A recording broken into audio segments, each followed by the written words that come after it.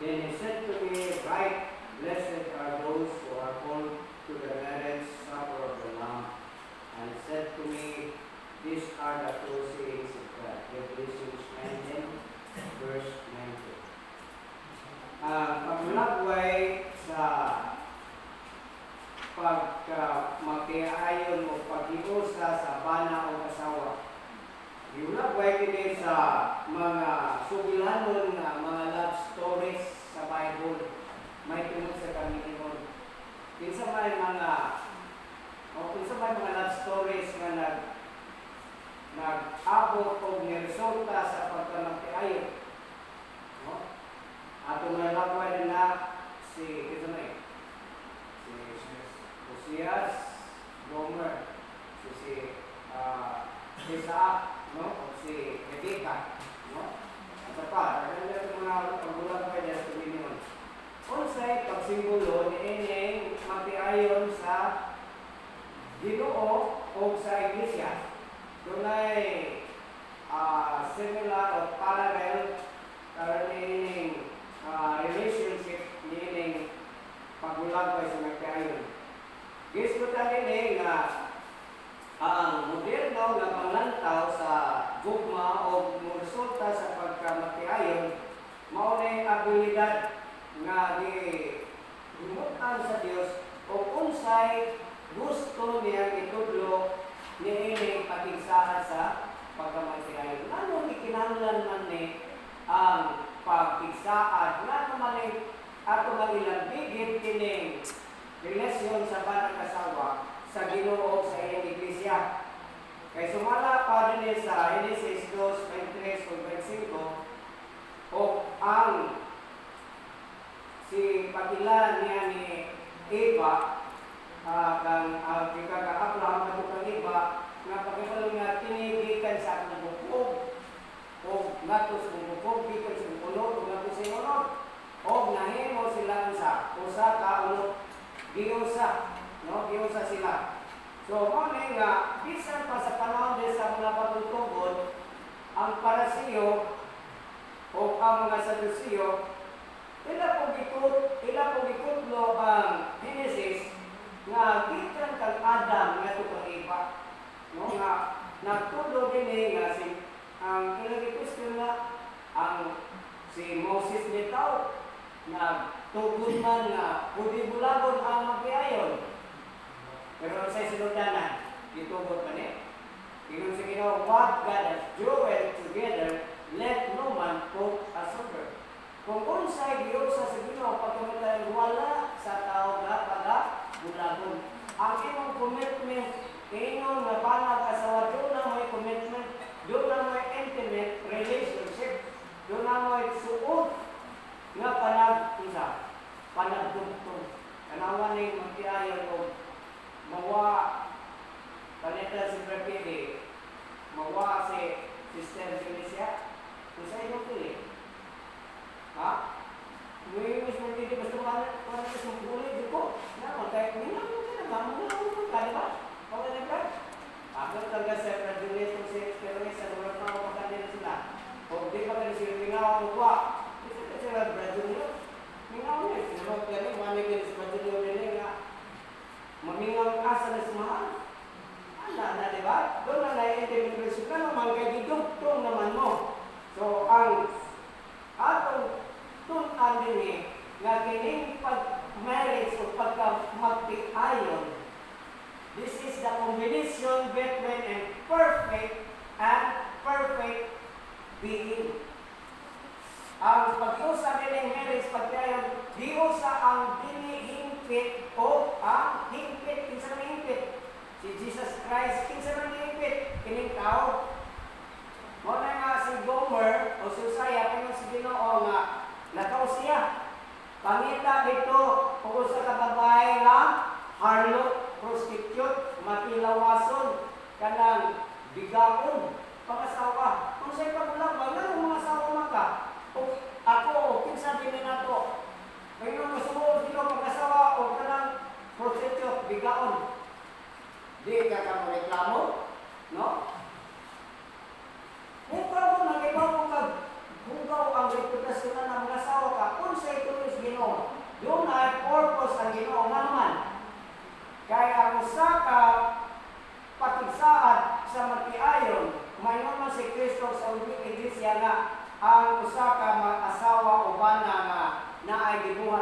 kayo.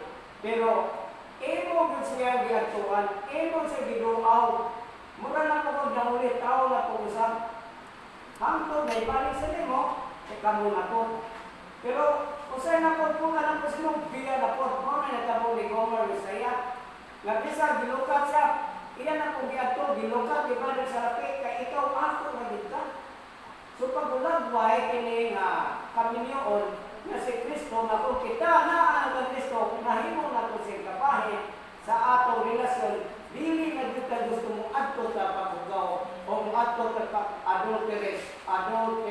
adulterous na mga pamagi o pagpanapaw o fornication o pakikilawas ngadto sa lain na pagtulunan kay iya na sa Ginoo. Mao na ang atong pagulagway niining pagkamantiayon. Kunya sa kay pagulagway dinhi nga sama ko sa creation. Kung sa makita nato sa creation, gibuhat ang kalibutan sa katahom, sa pagka-perfect, hingpit nga pagkabuhat, no? Kunya with beauty and pride, ang katahom. Kay pagulagway dinhi sa atong kahintang hingpit itas, hingpit as Ginoo. Perfect ang atong creation. Pero sa liha sa tulo, na wala sila sa pagpapagisa sa Ginoo, nagbuhat sa iyong kagalingan. Ang Ezekiel nagulagway din nga sama kuno sa usa ka bata nga gi-abandon dibiyaan. Nay matyo na. Apa sa Ginoo dinhi? O sa ka naghimo siya dinhi o matahom. O sa mga bihimo kita matahom, bisan o wa kita, bisan bubo ta, wa kay mga singina, gipistiyan ka sa Ginoo, adunohan ka, aron mahimo ka matahom. O nga, isa pa, giligo ka, gitambalan ka, giayo ka, gipistiyan ka, dulagway ka, gibutangan ka gitaog, kung sa pa kung alahas, dulagway ni gold o silver. Gipatahom ka sa Ginoo, bisan di ka angayan. Pero din sa pagi, hatagan gyud kag espesyal nga atensyon o patamuma sa ato nga Ginoo. Mao na nga dulang mo tadi dinhi. The Bible God is bright, is beautiful not because of anything she has done, but because God has showered His favor on her and made her that way. No, nga ang Ginoo ang pangasawa sa Ginoo matahom.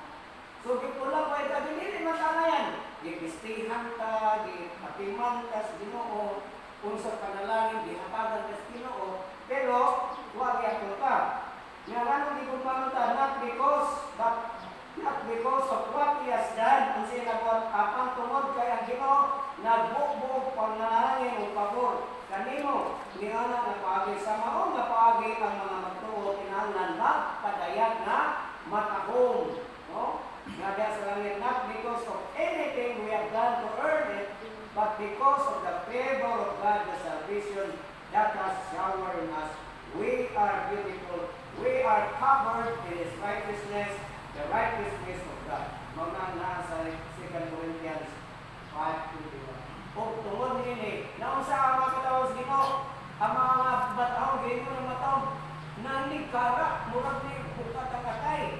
Murag ng hambol sa galingon mamatang siya. Mao na nga ang gisuglanon sa kasaysayan sa siya nakiginawa sila sa mga misyon sa mga hari kaya kalimot. Na ginawa niya ang katahong sa Ginoo ang himaya. So sa diyan ang paglalang sa Ginoo pagbuhat niya natahimo sa mga tahong. Kung nahitungkol niya tungod kay kita iya man sa Ginoo.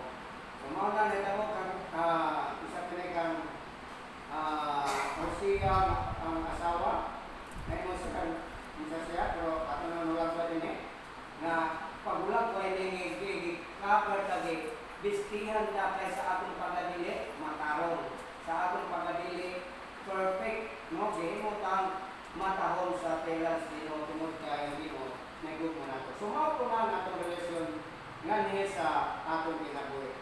Tingnan dinhi when we see the final cry to humanity, sa diyan nga nakita ang katapusang singgit sa pagkatawanan, nagtawag sa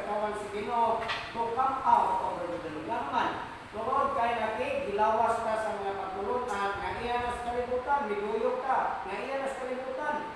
Sunawa ka. So ang sunod, gumawas ka mo mga katawan ko. O nga ako mga katawan, yung sa ginugili ng estranghero, na ibalo siya, kanina sa tinutay, kay tunod kay nahigugma siya kanato, o kang kalibutan nagputlo, kung nakuha nini nga mapait, nga takna sa yung ginabuhi. O nga giridintas dito, pinagay saya, isa, kililong dugo. So, ato reskutan si Rebecca nga saya, nga ang katawa ang pinayalan na trusted servant ni Abraham si Eliezer, disogo siya sa pangasawa kang Rebecca, no? Gikan siya katawan. Naman kay nato naman sa kayo, dahil mo naman sila ng influence, di ba, ang ilang mga kantang hindi naging pares mga Israel, kamuran na sila, kapit na matakdan, kaya ano mas sila sa Canaanites, niya mga ilang mga practices dito. Murag yan naging sa kalimutan. Mga dito ka mga kaya katawan, dili ka manita o lang asawa, gikan sa mga kabayan sa Canaanites, kaya mga Canaanites, na-influence niya sa mga idolatrous na mga pagsimba sa Ginoo. Muna nga ang pagsimba commitment niya nga, anha ka dito sa katawan. Ang tuyo na nagsunan nga, kung ikaw, kung sa ikaw, kung mangita ka, kung anong kailangan, anha ka sa imo, kagalingon nga mga magtuturo. Isang hindi gusto na putulong ka, at kung gusto na yung simba, tanong ko sa mga kinadara na, kung na lang ako dito, manong ito, kung makita ko na ito na, anha ka dito sa mga katawan. Ang tuyo, nga dili mawala ang imong pag-alagad, mahimong iyar ka dito sa katapusan. Napagiwan din nga ang sa katapusan ng sa silot sa mga dili magpabiling na tulungan sa Ginoo sama sa kaprostitute o mga bigaw pagkahukman, no? So, kini pagulagway sa kababae nga dahugan nga mahimo sa pagkahukman o ang paghukom sa Ginoo maabot ang panahon nga hukman ang mga katawhan sa Ginoo nga wala man matinaman sa pagrelasyon nga sa niya. Ingon dinhi nga ato ihatag ang sa Revelation 19 naging din nga imong ihatag ang imong himaya o pasiduhon ngadto sa Ginoo nga ang bride ang pangasoon is ready o kinahanglan mag-andal kita sa atong gilingan aron sa pagabot sa panahon kita magkaplagan nga tapos na makauban sa Ginoo sa walay katapusan. Muna nga adornment sa mga sa kasawa ko magminyo na pagwapuhon din sa pagwapahan pagwapuhon kita, no? O kana di lakway usapin ni nga mga anak ko minggo na sino. Ngayon din nga when our world reaches the point when hearts have hardened deeply enough that there will be no more repentance, no point of existence. Sa diha nga atong kalibutan ay abot na sa punto nga ang kasing-kasing gipagahi na pag-ayo, no? Na igo na wala na dapit sa pag-pinusod. Mabot ito sa mga natin na di ka pinusod. The point of no return. Naanata sa dipti. Naba na tayo kalikuan, di na takapaday, di na po kakakras. Naghapos na tabingit, na gusto magpakulong sa Ginoo. Come out of her, my people. No? Kaya din marriage is a union for life. Ang pagkamagtiayon o sa kapag-iusa sa kinabuhi. A symbol of union between Christ and His church. The spirit that Christ manifests toward the church is the spirit that husband and wife are to manifest toward each